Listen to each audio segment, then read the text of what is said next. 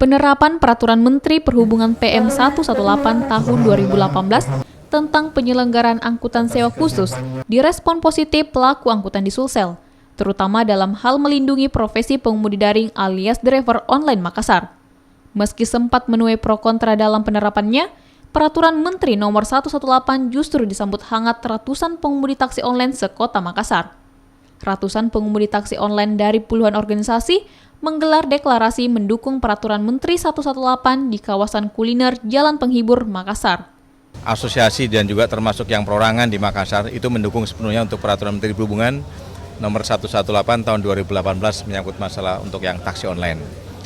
Kenapa ini bisa sampai seperti ini? Ya memang kalau kita lihat sejarahnya kan, Peraturan Menteri Perhubungan tentang masalah taksi online ini kan ada berapa kali mengalami perubahan.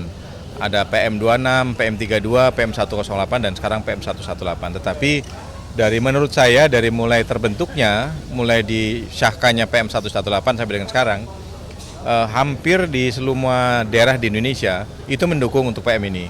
Tetapi di Makassar inilah yang pertama kali mendeklarasikan oleh asosiasi dan juga oleh perorangan secara terbuka seperti ini bahwa para pengemudi driver online di Makassar mendukung sepenuhnya PM118.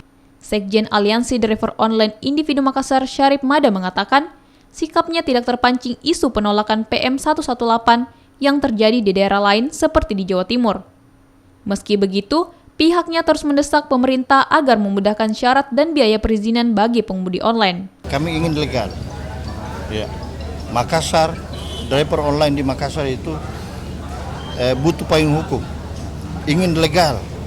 Oleh karena itu, ya kami harapkan kepada seluruh pihak yang terkait itu mempermudah regulasi dan biaya yang kami keluarkan itu diperkecil supaya kami tidak kesulitan untuk menjalankan PM118 ini.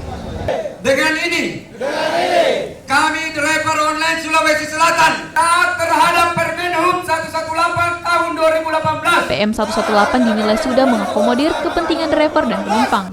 Aplikator wajib menyiapkan jaminan jasa harja sebagai bentuk perlindungan terhadap pengendara dan penumpang.